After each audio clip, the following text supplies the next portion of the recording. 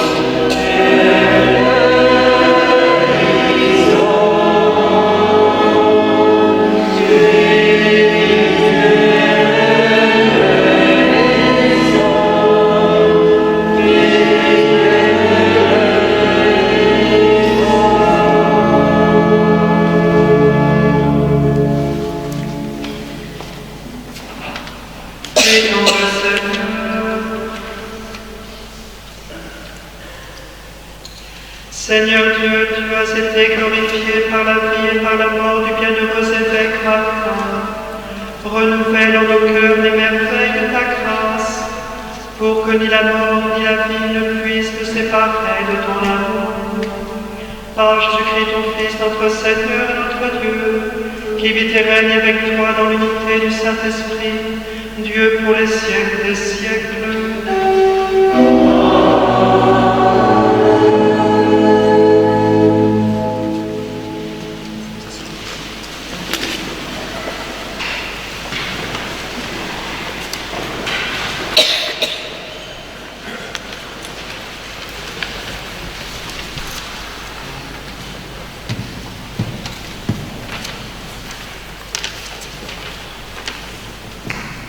Lecture de la deuxième lettre de Saint Jean.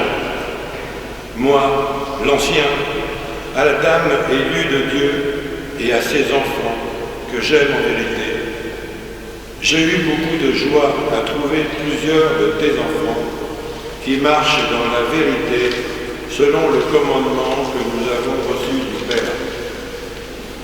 Et maintenant, dame élue, je t'adresse une demande.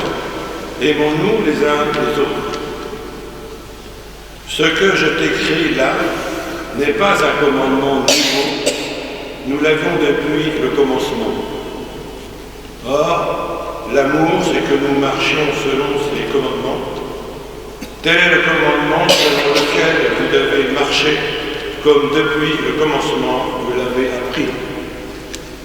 Beaucoup d'imposteurs se sont répandus dans le monde. Ils refusent de proclamer que Jésus-Christ est venu dans la chair.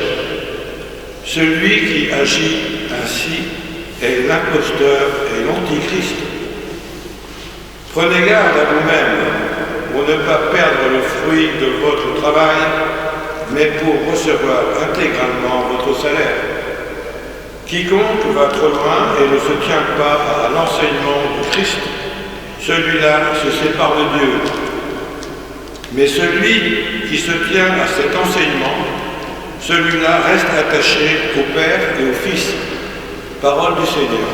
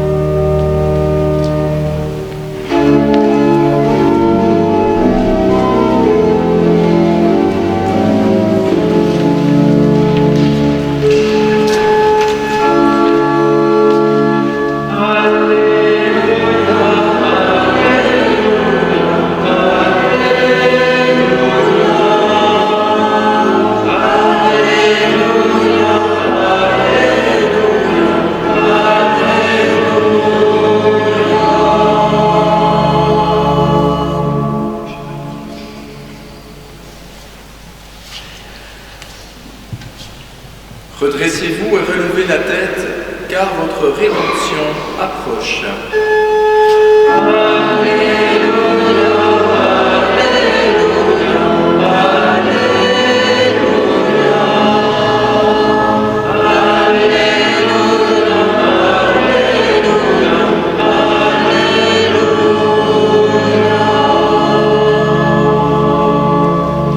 Le Seigneur soit avec vous et avec votre esprit.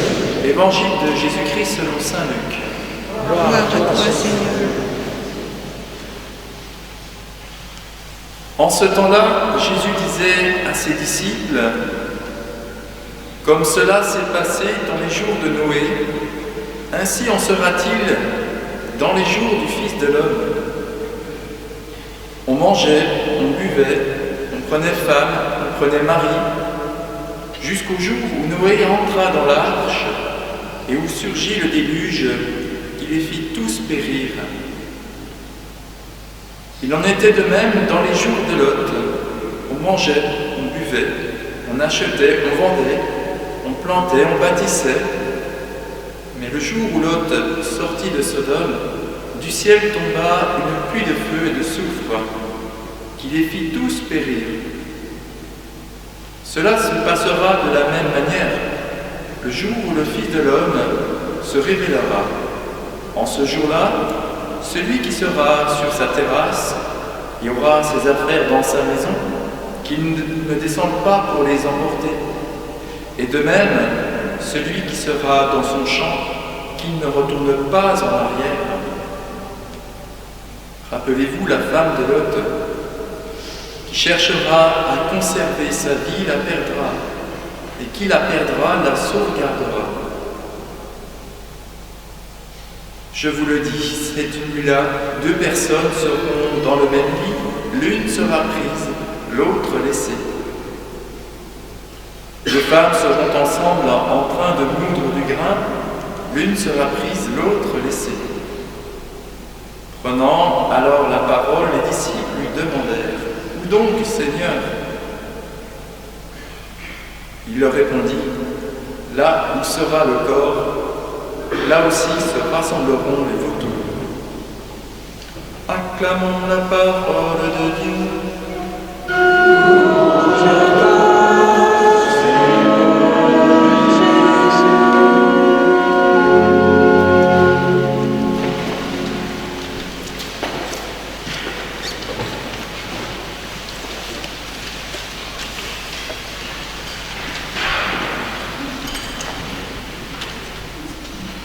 Il y a un thème qui est, on va dire, récurrent dans la première lecture, c'est le thème du fait de se mettre en marche.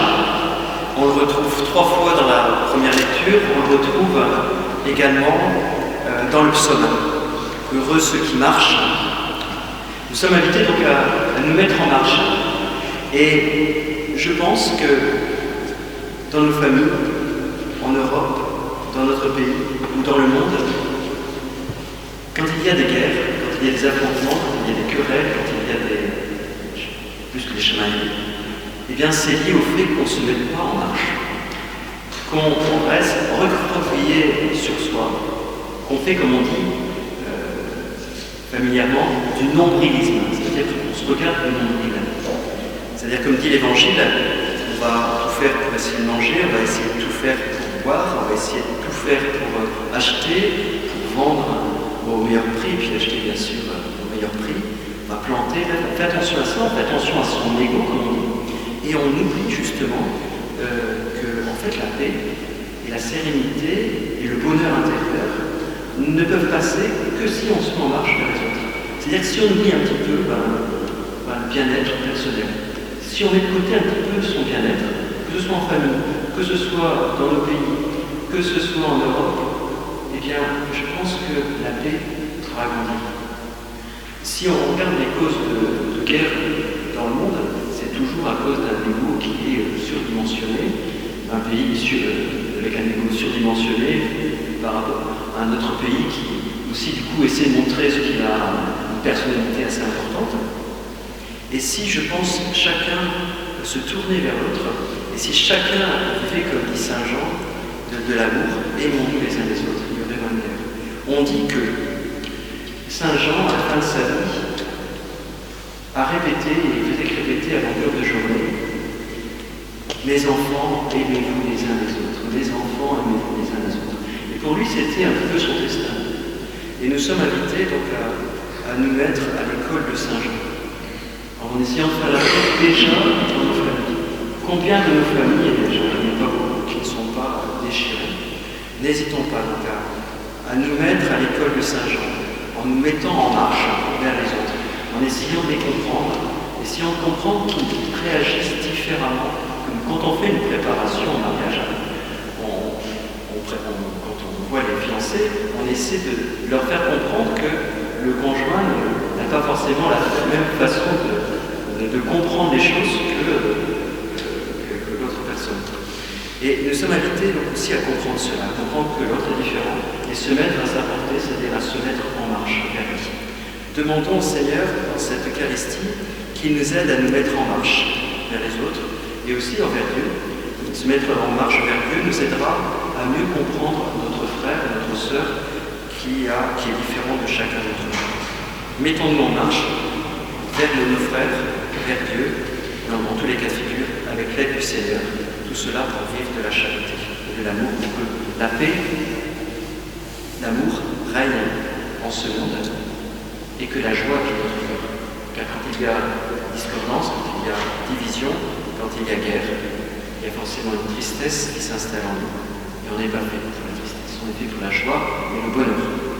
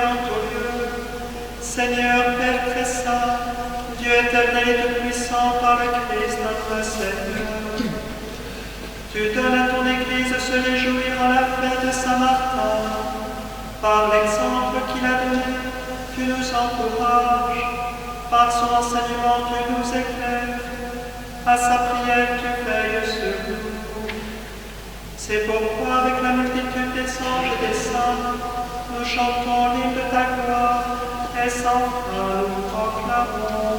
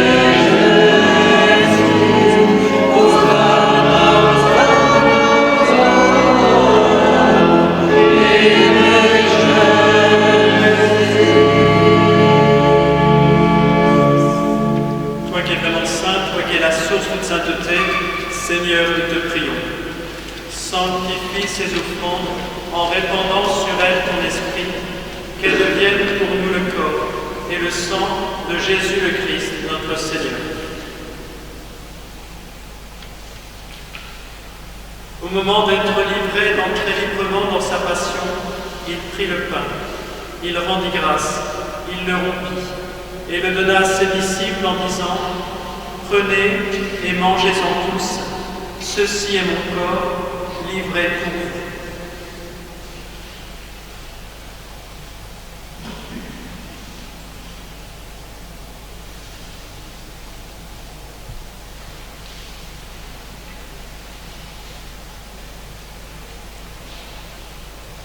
De même, après le repas, il prit la coupe. De nouveau, il rendit grâce et la donna à ses disciples en disant : « Prenez et buvez-en tous, car ceci est la coupe de mon sang, le sang de l'alliance nouvelle et éternelle, qui sera versé pour vous et pour la multitude, en rémission des péchés. Vous ferez cela en mémoire de moi. »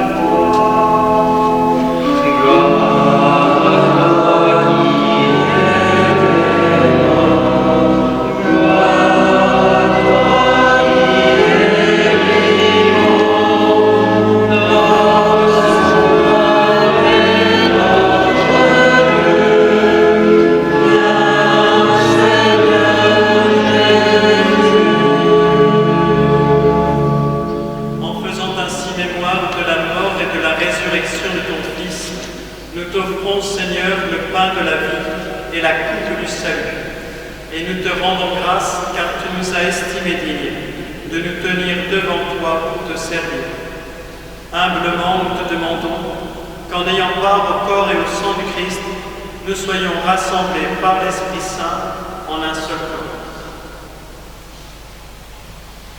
Souviens-toi, Seigneur, de ton Église répandue à travers le monde.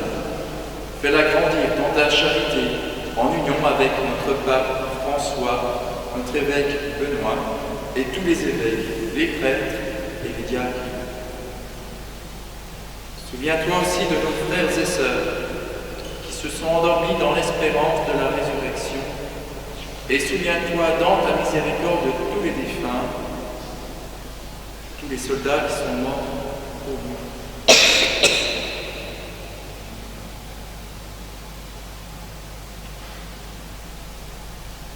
Accueille-les dans la lumière de ton visage.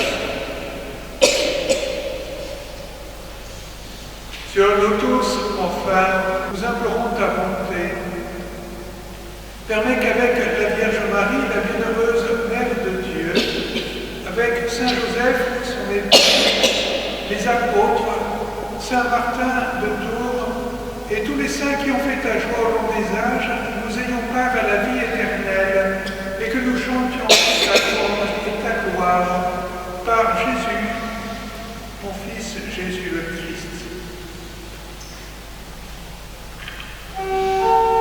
Prie avec prière en lui, à toi, Dieu le Père Tout-Puissant, dans l'unité du Saint-Esprit, tout honneur et toute gloire, au siècle des siècles.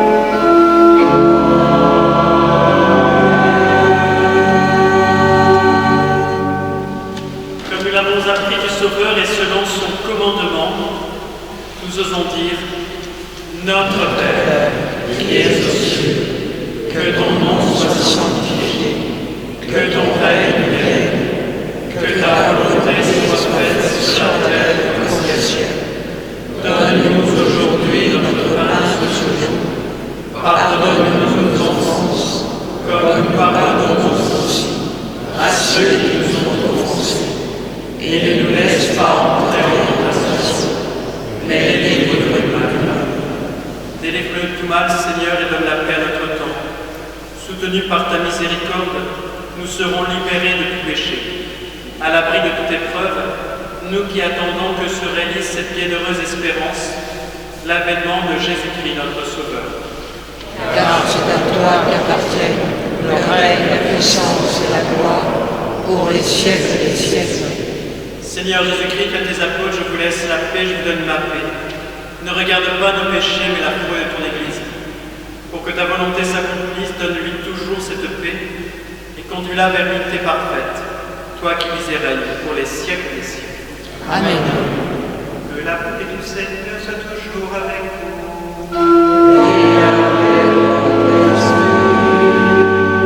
La charité du Christ, donnez-vous la paix.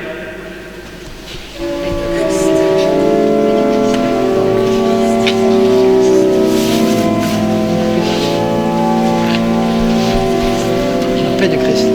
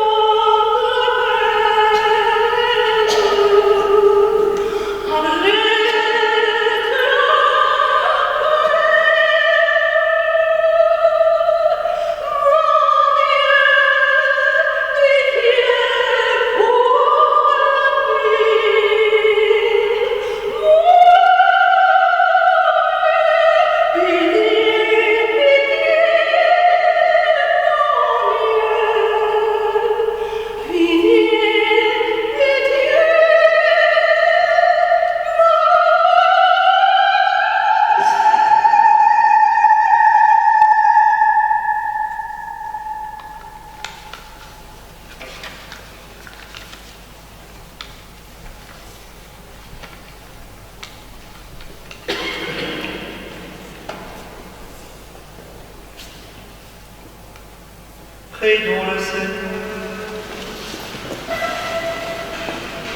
Tu as refait nos forces, Seigneur, par le sacrement de l'unité.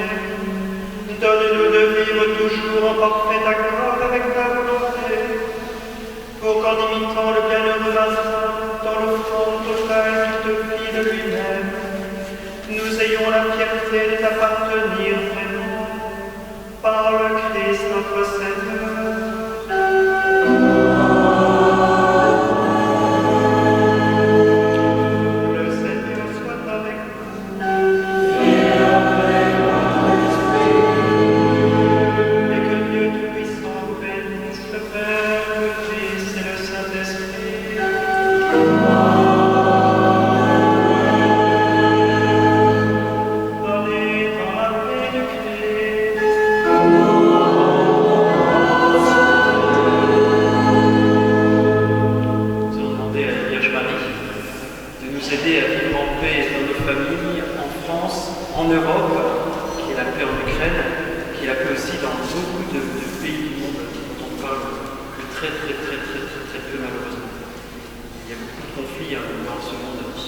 Prions vraiment la Vierge Marie, qu'elle éclaire les hommes, qu'elle éclaire nos cœurs, afin que nous ayons le souci des uns et des autres, et que nous vivions en paix, ça veut dire dans la joie.